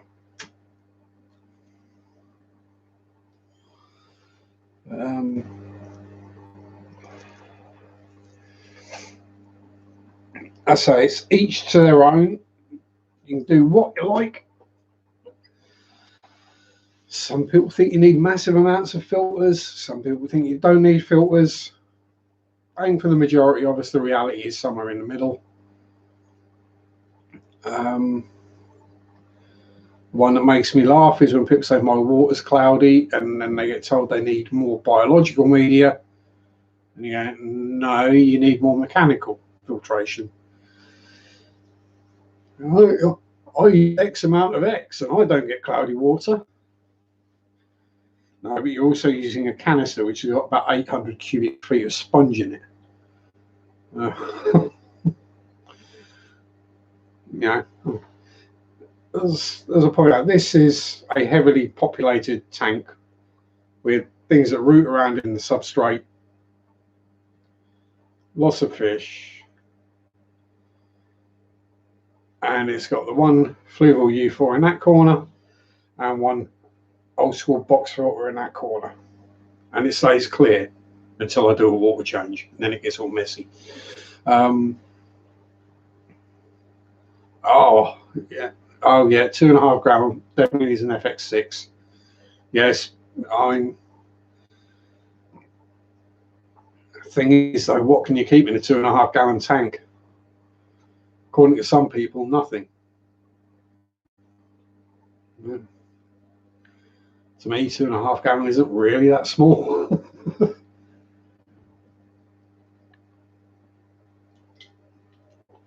And what's my smallest is a 15 litre, which is just under 4 gallons. And that's home to a betta and 100 odd shrimp and some snails and a whole bunch of plants, and it just has the one tiny little sponge filter in it.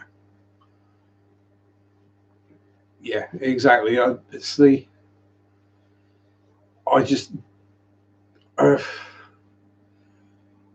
Okay, some fish like African cichlids generally you can't really have plants with because they'll just demolish them. So then, yeah, fake plants, plastic plants is the way to go. But if you're keeping fish that you can keep live plants with,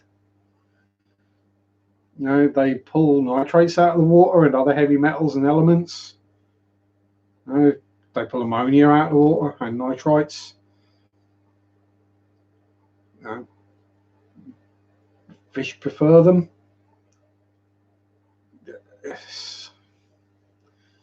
And they're not, let's be honest, most of them aren't that difficult to grow.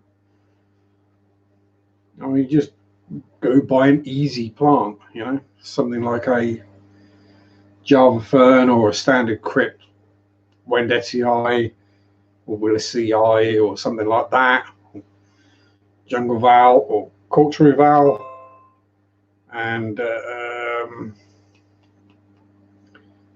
dwarf sage or stem plants.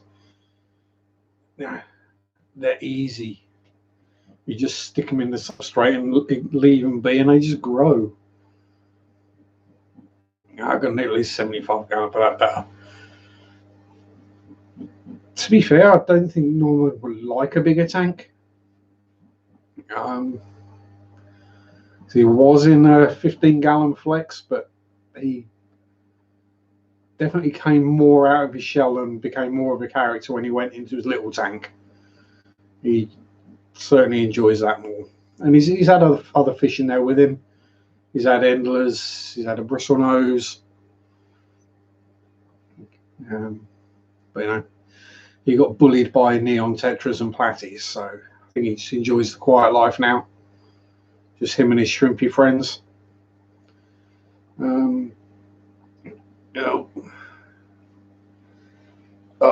Sean is sending me pictures. Let's see what of. What is Shawnee sending me pickies of? Go away, randomness on YouTube.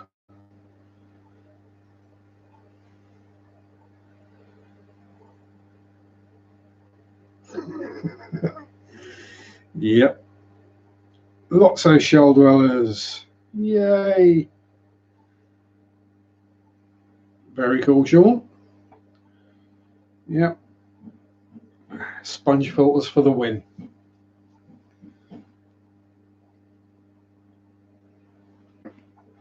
Yes, I did aim that as a joke for you, Sean. Thought you might like that one.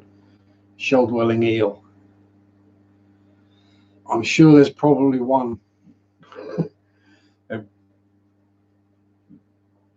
baby moray eel that probably live in a big conch shell quite happily. Yeah. Some species hard to get, supply and demand. Yeah. Exactly. You get something new to the hobby that is super pretty, everyone wants it, then no one can get it because it's all sold out, and then the price goes up, and yeah, and then nobody can afford it, and then the price gradually comes back down.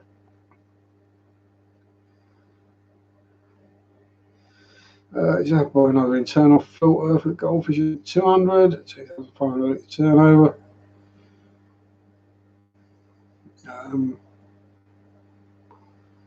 Yeah, so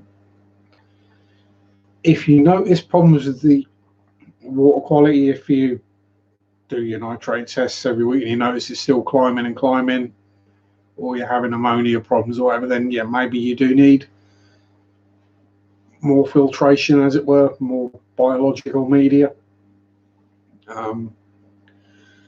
Bearing in mind that a sponge is biological media. I'm a big fan of not having air stones or bubble walls, or I don't know, as pretty as they can look. To me, I'd rather stick a sponge filter or a box filter on there and get the same aeration effect, but some extra biological or mechanical filtration with it. You know, make that air do two jobs rather than one. Also, it's very tight. You know, on a quarantine special order fish. Yeah, this comes down to bottom line at the end of the day, Chewy. If they special order in, because they probably can't just special order one in, they probably have to split 5 or whatever, however many.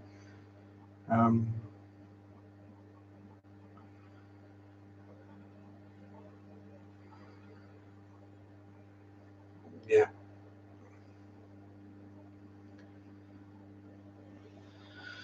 Yes. Yeah. I say it's there's not a huge amount on our banned list in the UK, which is where we're lucky. Basically because tropical fish can't survive our winters. And things like white clouds or the more temperate or cooler water fish that could survive our winters aren't going to cause a problem because they'll just get eaten by other fish. You know, all of our rivers have healthy quantities of pike and perch and chub in them pretty much, and eels, which will soon demolish smaller fish, so they won't become an issue. I think the biggest ones are crayfish because of the problems we had with the American signal cray wiping out all the natives with its plague that it carries. And the water wisteria is on the banned list in the UK because that thrives in our waterways and blocks them up instantly almost, probably because of the amount of nitrates in them.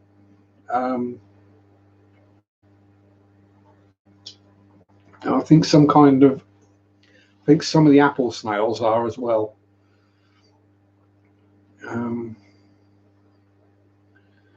But yeah, it's,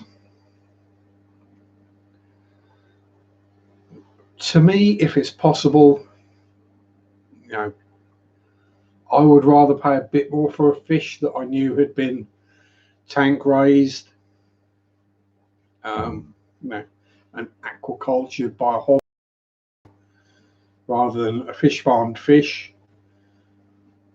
I'm not knocking the fish farms or whatever, but you know, the tank bred homegrown fish, especially a locally bred one, is going to be used to your water, sorry, and B, you know, it's been well looked after. It's not. It's been, here's this massive vat of fish that we chuck 3 scoopfuls of food in it every day. When they get big enough, we take them out and put them in a bag or a box and sell them. They've been looked after, looked at, fed, checked up on, given the best conditions that they can, because we love our fish. And I would rather pay a bit more for a home-raised, local bred fish or shrimp or snail than I would for something that had been imported or mass-produced. You're generally going to get stronger genetics and a healthier fish at the end of the day, and one that's used to people as well. No, that's what we want. We want our fish to be friendly. We don't want to spend our money, buy our new uber gorgeous, awesome fishy Crebensis, put it in our tank, and then it just spends this entire time hiding inside the coconut hut because it's scared. You want it to be out front and brassy and ballsy, like Pam is, who's probably hiding at the moment. You know, it's just the way it is. Maybe not hiding, more just being somewhere not visible. I say, yeah, the signal crazed. Again, the law there is a bit weird with them, Cheryl. It's that you're allowed to catch them, but you're not allowed to take them away from the river, and you're not meant to kill them. So, well, it's like you can catch them and cook them at the riverside, but you can't catch them, take them home and cook them. But yeah, I'd say they carry a disease or a fungus or something that is basically wiping out all our native crayfish, which are considerably smaller and more delicate and friendly.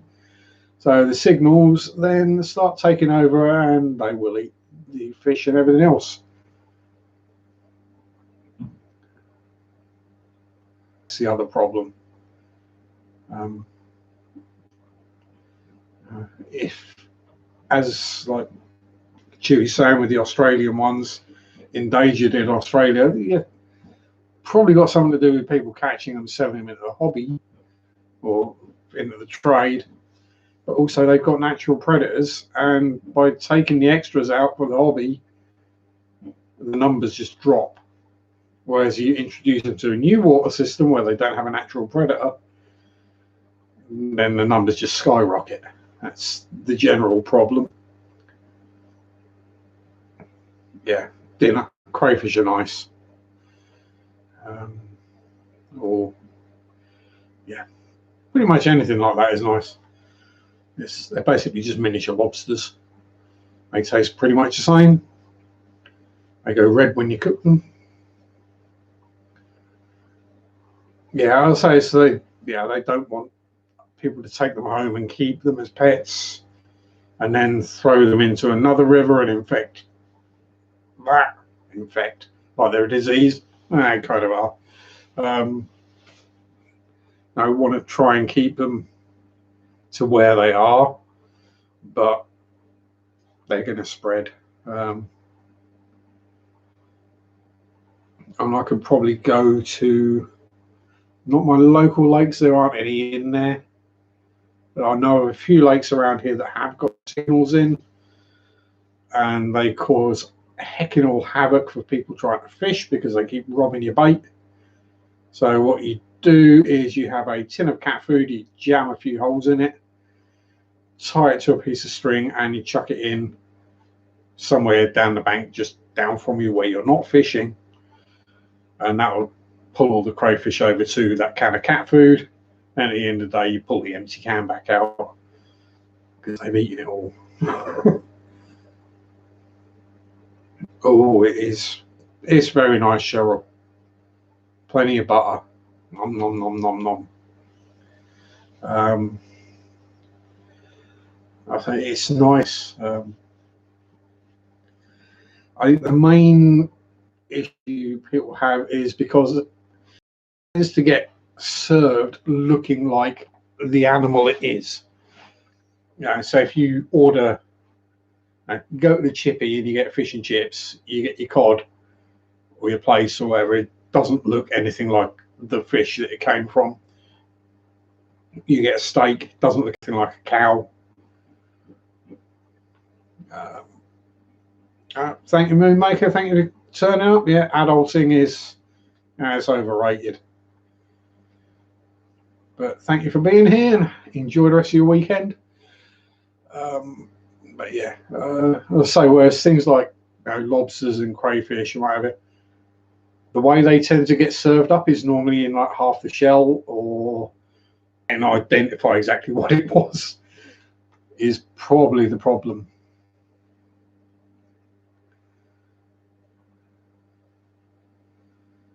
Yeah.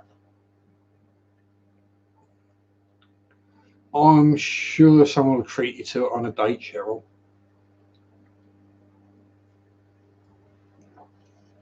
I mean, it's a bit beyond my means and I'm taken, but you know, if I had the money, I'd treat you.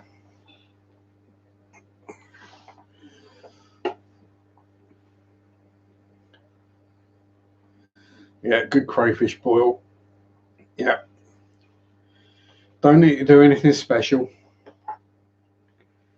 I find a lot of people do that with food. They take food that just tastes good and then they do a whole bunch of stuff to it, and it then doesn't taste like what it should do. You know, I say it's barbecue in the UK is generally grill, either gas or charcoal, depending on who you are. And then you get your piece of meat and you chuck it on the grill. Then if you want to put some sauce on it, you put some sauce on it afterwards. Whereas like the American style, it seems to be marinated in all these sauces and different flavors, right? And then put it on the grill. So then when it comes off, it doesn't taste like meat anymore. To me, anyway. I mean, when it comes to meat, I'm an animal anyway. Especially steak, the rarer the better.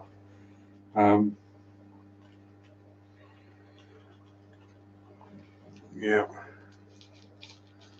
Oh. Yeah, well, the thing is, Cheryl, you're only little. It can't take much to feed you. I'd have thought Happy Meal would fill you up. Whereas I'm like 2 Big Mac meals and I'm still thinking, what can I get for a snack? Yes, I am the guy that sat there and ate two super-sized triple Whopper meals right at the same time. Yeah, exactly, Sean.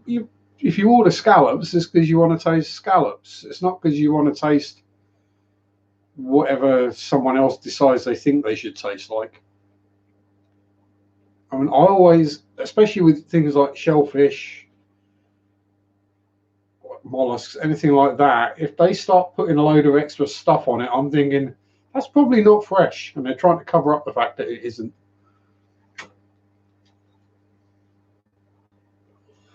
And when you get home 3 hours later and you're not sure whether to sit or kneel, you know it weren't fresh.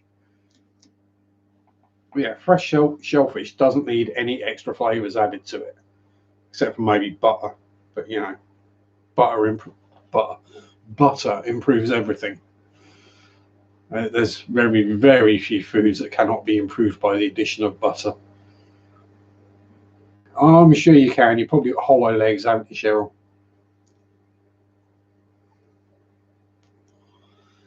I'm just a greedy bastard. That's my problem. Oh, food, yum, oh dear. I've eaten too much again. That's the problem. I eat too quickly, and by the time the message gets from my stomach to my brain to tell me I'm full, I'm already sort of 3/4 of the way up my esophagus.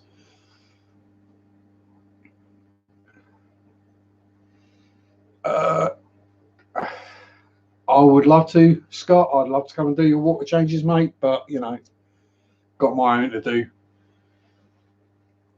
Well, it would be tomorrow, but I'm busy, so I'm going to have to do mine Tuesday and Wednesday.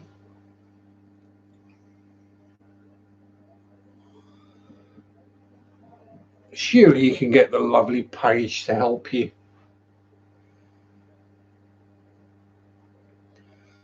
Sure, back when I was still in Dallas, with lobster risotto, and I did tartare and pesto.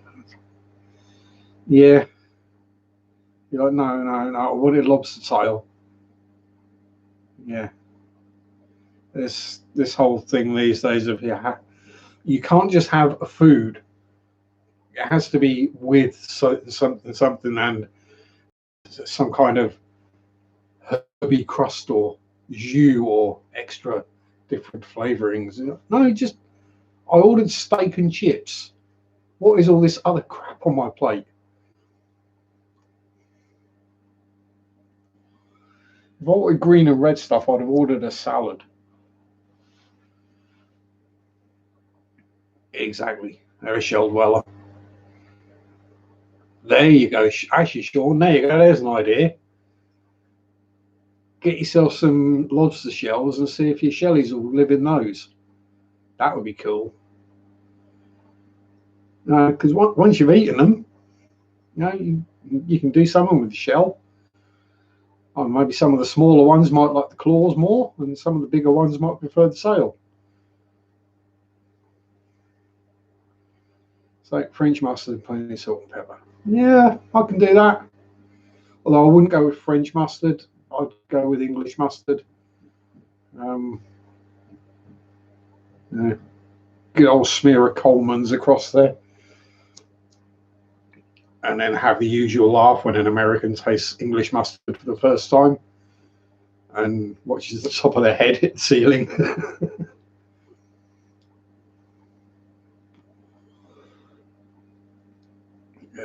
Yes, we do have access to the American burger mustards and various other mustards. And let me just say, nah, no heat in them whatsoever. Having seen someone try to use Coleman's mustard the same way they used American burger mustard or hot dog mustard, whatever it was, on a sandwich, that was funny. Yeah, we just put some mustard on, smear. I'm thinking, you're going to regret that decision. It just goes to show how little taste and sensation I have that I can sit there and eat Coleman's mustard with a spoon.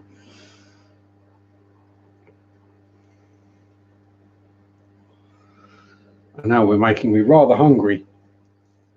Because I just realised I've not eaten anything yet today.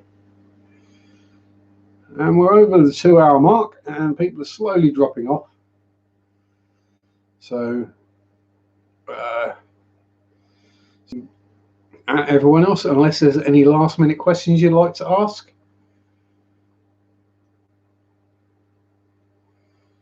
I'll just finish my ciggy and disappear off.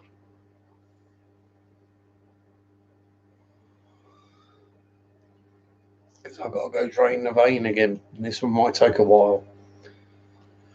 So, yeah, if everyone is doneified, then I will say thank you very much for tuning in and watching, and I will catch you all again the same time, same place next week, if not beforehand, either in someone's chat or perhaps on Scott's live stream. So enjoy your fish keeping. Peace out. Rock on.